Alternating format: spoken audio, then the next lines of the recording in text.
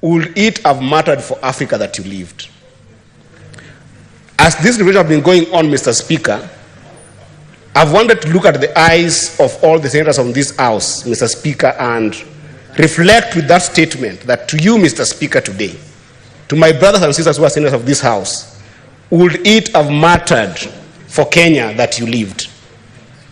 And I want to extend that same framing to the President and the Deputy President of this country and ask, would it have mattered that they lived? Because when this particular conflict started, Mr. Speaker, there are people who have taken personal stance. And indeed, these issues are personal. They are personal because when young people talk about going without food, it is personal. They are personal because when women in this country go without medicine in hospitals in the country, they are personal. Mr. Speaker, last week when we were reflecting here, and the Senator of Nairobi, Senator Sifuna, came and talked about the possibility of him having a card for expressway that has 377,000.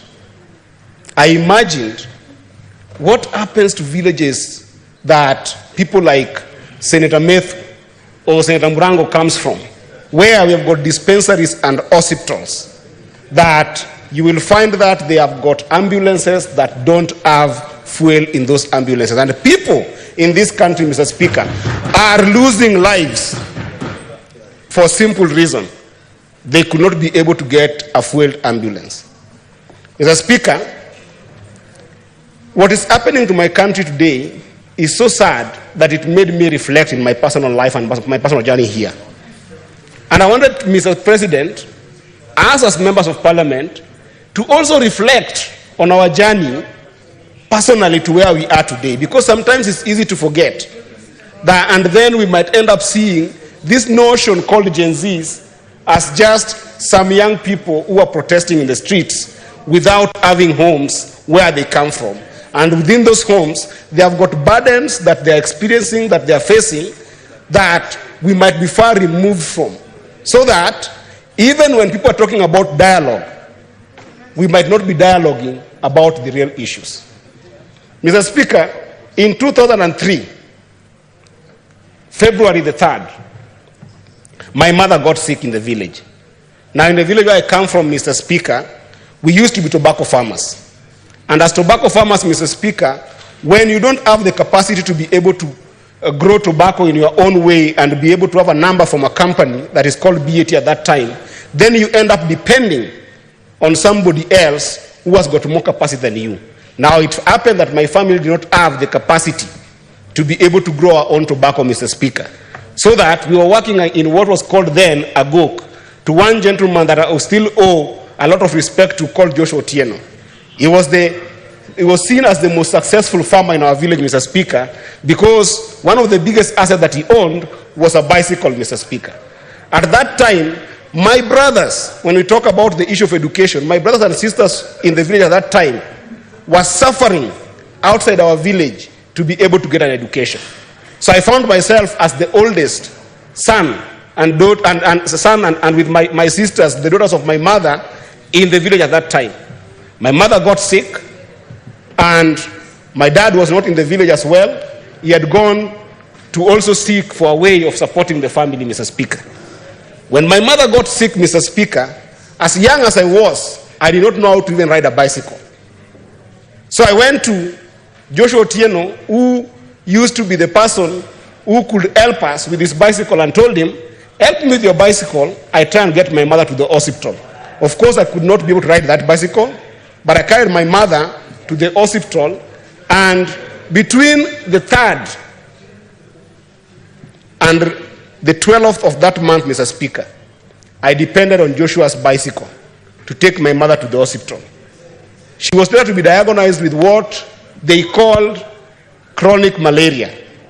And on 12th in the morning, when we went to the hospital, the doctor told me that your mother cannot be treated here because this chronic malaria can only be treated in referral hospital in Migori town. We have the ambulance, but we don't have fuel.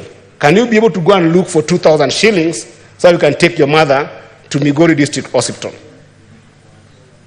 Of course, I went home. I found my father. When he got home, we didn't have the 2,000 shillings, Mr. Speaker. I will never forget that image that at 11:48 p.m., I lost my mother. I lost my mother to a simple disease called chronic malaria, and I lost my mother because when we were in the village, getting an ambulance to be fueled was a problem, Mr. Speaker. Today, as we talk about Gen Zs, some people might see those young people as just people who are crazy and on TikTok and on Facebook and on all these social media spaces, Mr. Speaker. But if you sit with those young people, Mr. Speaker, you will hear of stories that mine could be the most little story of them all, Mr. Speaker. These are stories of young people who have gone to school, come back home, they find their own siblings who they might call millennials or otherwise any generation, Mr. Speaker, who have gone to school, qualified in schools, and cannot be able to make sense of life, Mr. Speaker. You go to these young people's houses, yes, some of them might be successful because their parents are successful. But most of them, Mr. Speaker, if you look at their lives, Mr. Speaker, they are everything to their parents. They are the only hope that their parents have. Mr. Speaker, we might be in this house and we must be privileged to be able to get insurance. But for some of these young people, they are the insurance for their parents. I can tell you for a fact, I've heard members of this house, that even themselves, when they're in this house, they're the pension for their parents. Their parents did not have anywhere they could be able to build. They are the insurance when their parents are sick. They send their parents medicine at home.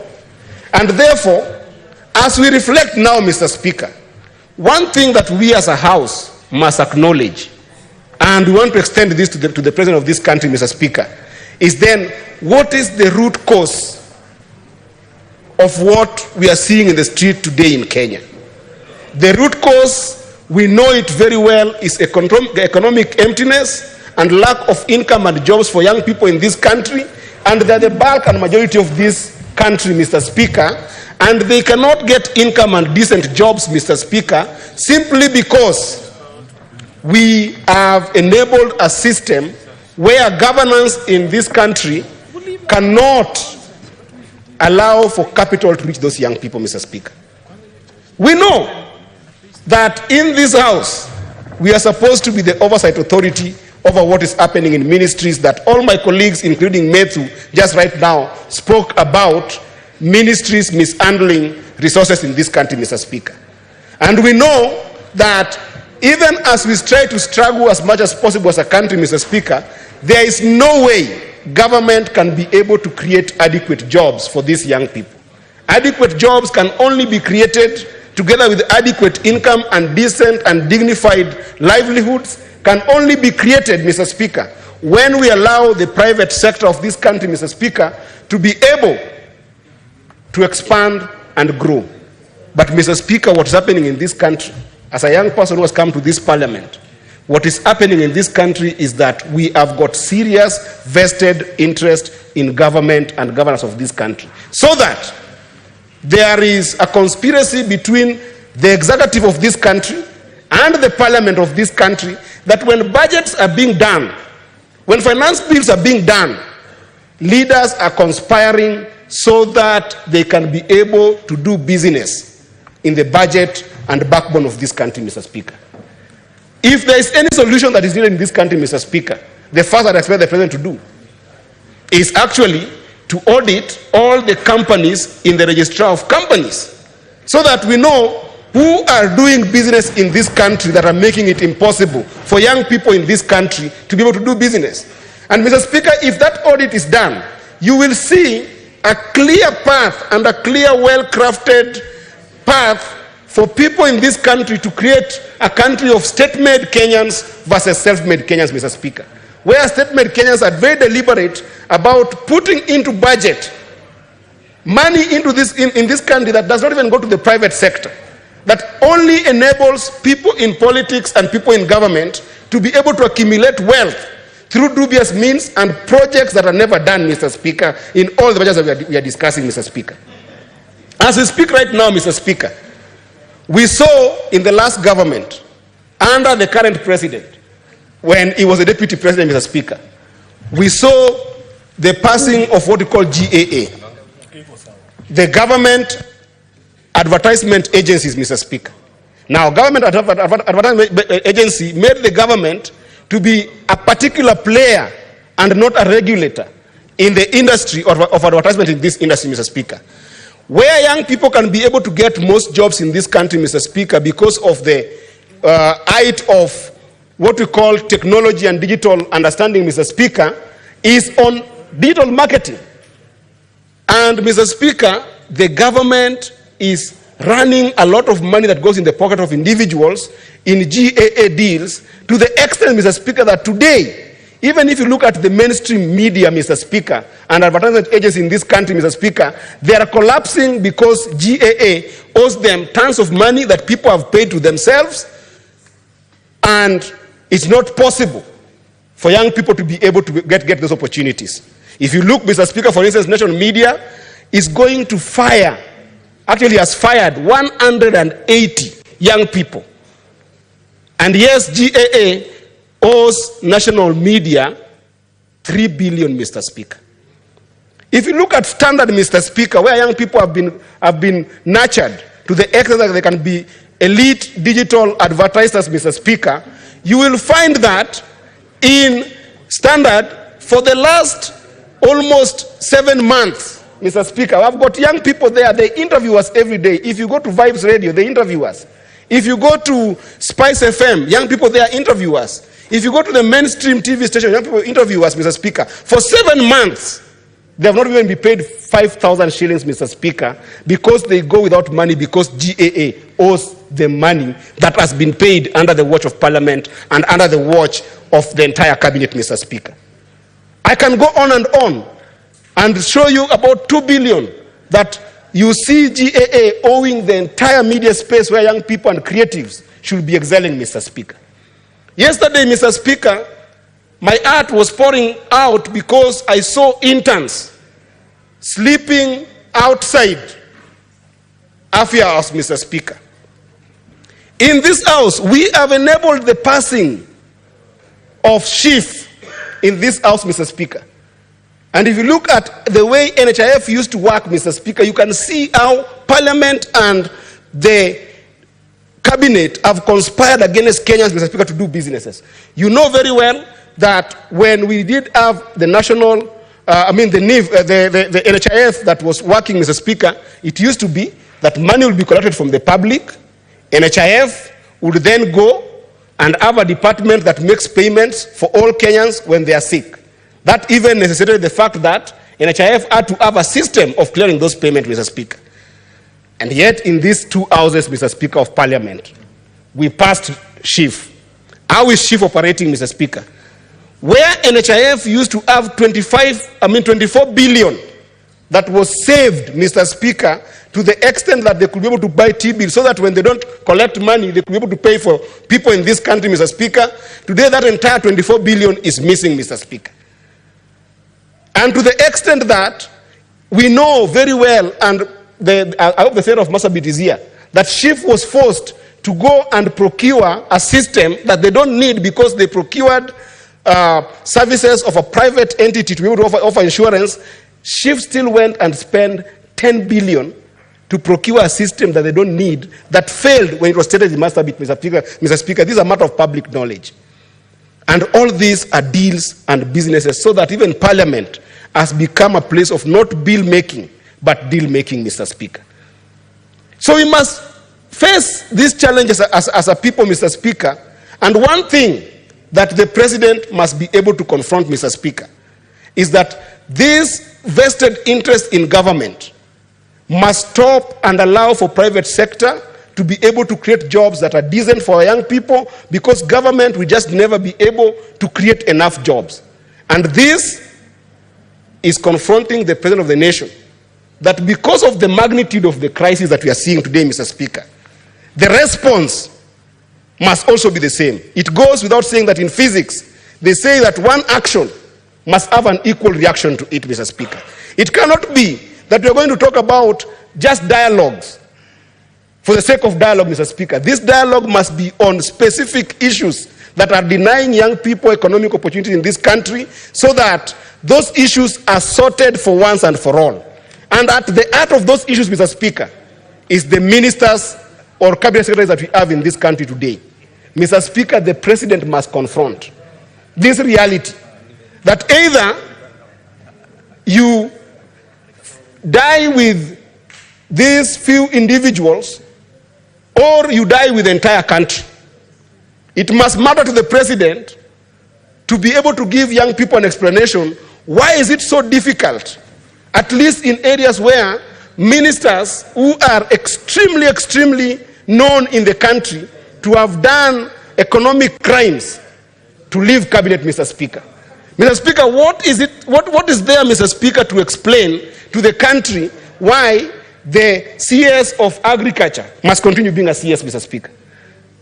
And Mr. Speaker, this must come all the way to the House, so that the issue you have been fighting in this House on separation of powers, whereby we need Parliament to be able to play an oversight role and have a proper autonomous and independence operation between it and the executive, must also happen, Mr. Speaker.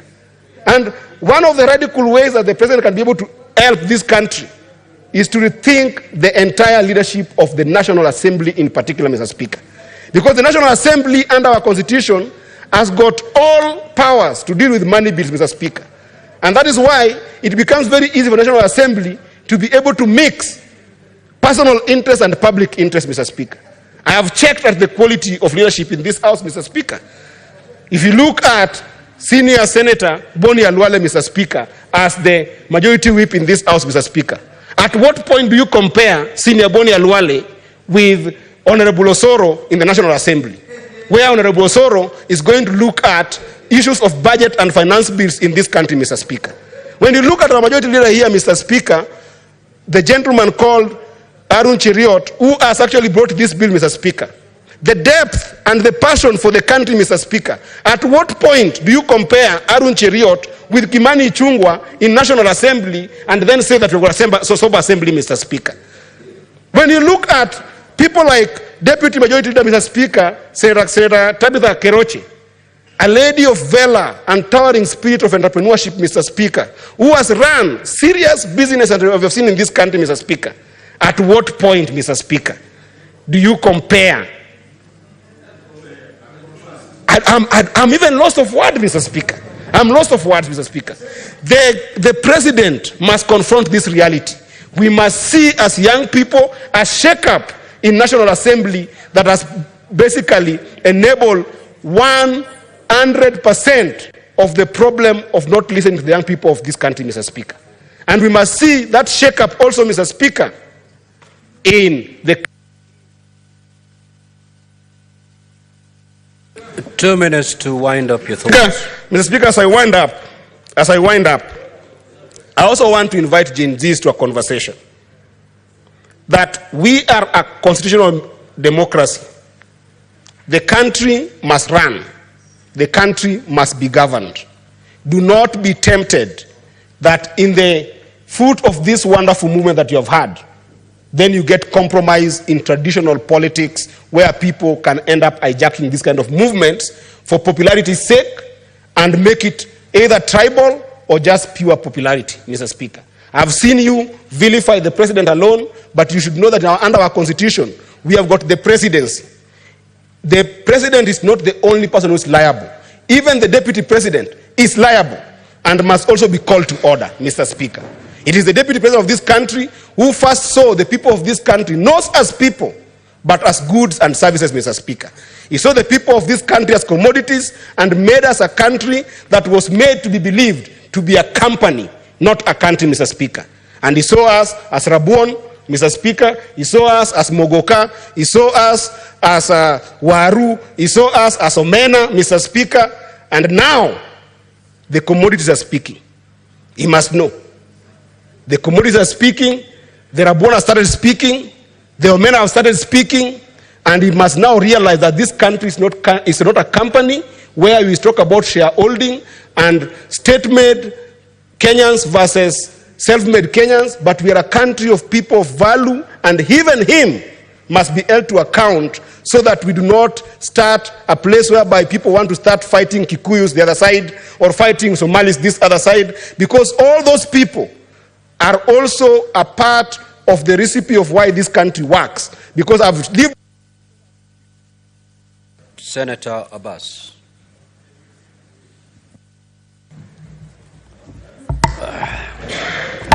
Thank you, Honorable Speaker. Honorable Speaker, I want to join my colleagues also to discuss the situation in the country.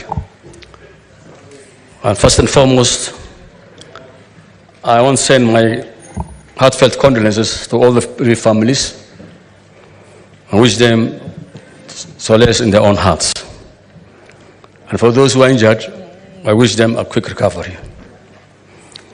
Unfortunately, whatever has happened in this country in a very short time has shown me and really made me to have a very heavy heart.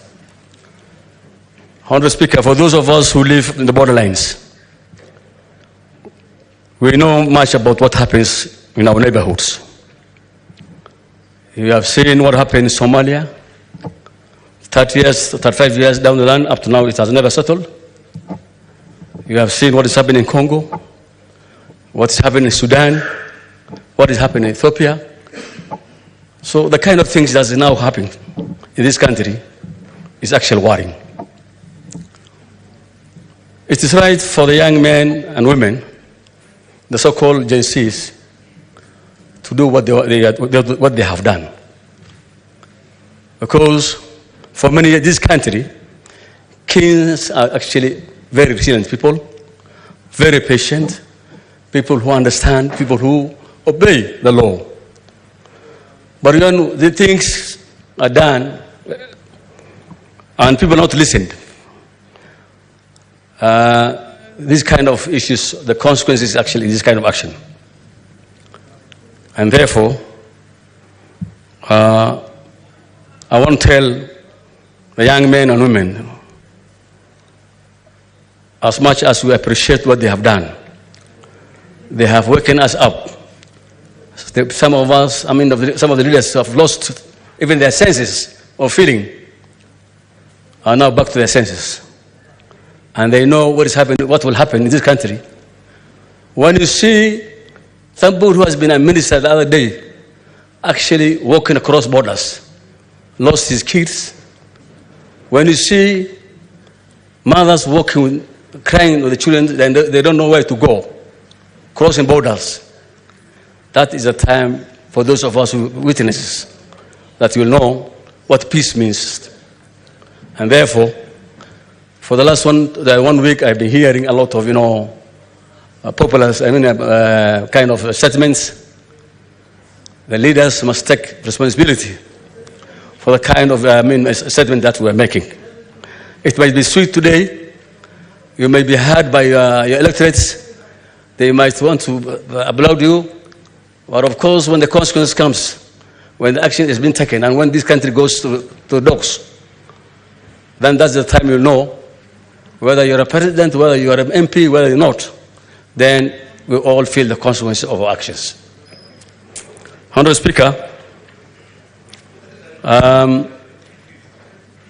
one thing is actually, this country leadership is actually a country that is actually, leaders are actually reactive by nature. Even the president is actually reactive by nature. You only react to situations. And that cannot be able to help anybody. There has been a lot of problems in this country. People have been promised paradise. The young men and ladies today who are demonstrating have been told that once these governments come in, when we take the leadership, the youth will be employed, they'll be given money, the better education, jobs. But 1.5 years down the line, things have changed. The paradise that have gone, has become a hell in the world. Youth are unemployed. People are employed. A lot of impunity being used. There's a lot of, discrimination. Money is being looted left and right. The other day we were being told that the government made the coffers empty. Then suddenly in 1 year's time, people are carrying gun bags, money with their gun bags in Harambes. So where is this money coming from? If money has been looted by the previous regimes. Honorable Speaker, there is no doubt that this country, all of us, the leadership, must go back to the table and listen to one another. And the first and foremost thing that we need to talk about is for this country to heal, to come together, and believe that we can do better.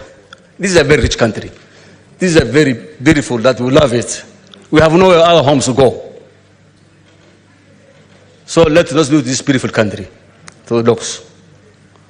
Honorable Speaker, what is happening today is that everybody wants to make easy money to the advantage of the poor, to the advantage of disadvantaged people. Every leader wants to make money. The institutions, the oversight institutions, the parliament has been captured. We have been called in the State House, we have been called by your parties to do ABCD. We don't listen. You are elected by people. You are not elected by the president. You are not elected by your party leader. So every morning when there's a bill, you are summoned to party office or State House. You have been elected by people, not by the State House people or by your party leader. And the consequences of that kind of, blindly following leadership, party leaders, and being so, obedient to the party is what we are now, the consequences that we are facing today. Bills have been done with impunity here in this office, these houses. Bills have been rushed. We are not even allowed to reason together. The bills that we are making these houses, the two houses, is actually being rushed every hour. We have been told to say yes, aye, and I will say aye. And this is the consequence today we are facing. Had we not listened to, have we listened together? Have we listened together? When the problems started, the time the house levy issues came, we all talked about these same issues. The people complained, the youth complained, everybody complained. The roadside pronouncement of projects where the money is not even available. The jobs that we said we are going to create, which is not achievable. Then you expect this kind of business and this kind of upheavals to happen. Honorable Speaker, I think what is happening, what I want to tell is, if this kind of situation continues, there will be upheaval in this country. The jobs we are looking for will not be available. Crime will increase. Kenya is sending its soldiers to Haiti. Haiti is actually a country 7,000 kilometers from here. The consequences of what's happening today, where our officers are going there, the police officers, is because of this kind of business. The youth there was upheaval. The government, the country is taken over by goons. It's rape and roping people. Therefore, I want us to learn from the mistakes that we have done and to correct these things. Honorable Speaker, as it is, we need to have a major change. Because, as I said, our oversight institutions have failed this country. Anti-corruption, I don't know who will oversight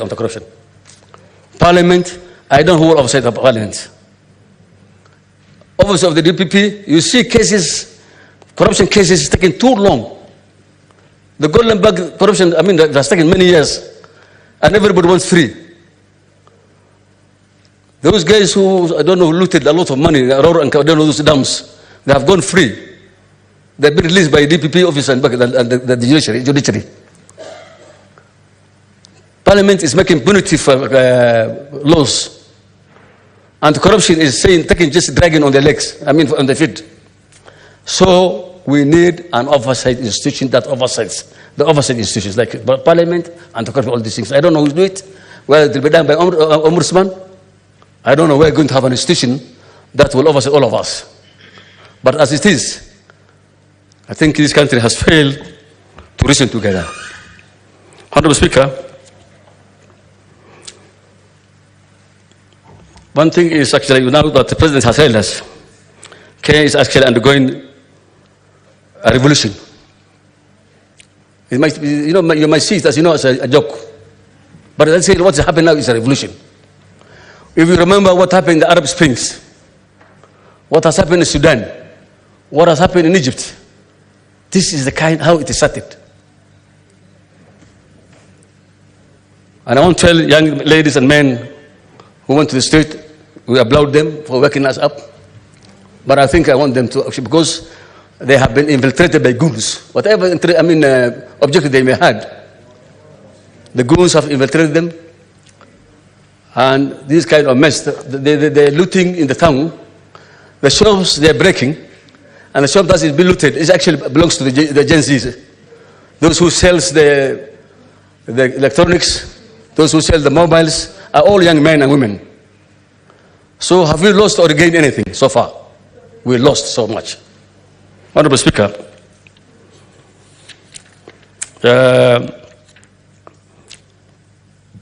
one thing I want to say is this country needs healing. We need to talk about taxation policies, because the biggest thing we are doing. The president one day wakes up and announced tax increase. You announce the next day tax levies, fuel levy increase. You announce the next day roads being constructed, road levy, fuel levy. And anything that you tax, especially when it comes to fuel and all these things, you expect to affect everybody across the board. We might need to raise money, yes, we have no problem with it. But you must at least also weigh the alternative options. This country is a very rich country. We have not explored on agriculture. This country actually is underdeveloped. Kenya has now become a consumer. We only consume food that we import from our neighborhood. We have beautiful land, potential land that is idle. Men and women have grabbed big land because it's excess. They don't even know what to do with it. They are waiting for a day that they can sell it at higher prices. The money and the other Kenyans who could produce food don't have the land. So I think we need a land distribution again. We must go back to the drawing board. People who have excess land should give back land to people who can plant. The young men and women who are not employed, if they get the land, they're going to tilt it and produce food and employ themselves. For those who have excess land, please, we want this country, these people to give back land. The land belongs to Kenyans. If you want to have, as a bank, for future harvest, or getting more money, then I think it's the right time that we do land redistribution. Honorable Speaker, one other thing is actually, as I said, we need to have creation of employment. Employment does not mean that the people must be employed only in offices. Employment can become many ways. Self-employment. If you give these same young men and women some money to go and do business, you'll see all over Nairobi CBD, we have so many stalls that are run by these same groups. And they're doing very well. They travel all the way to China, they go to Dubai, they bring in commodities. But the problem is when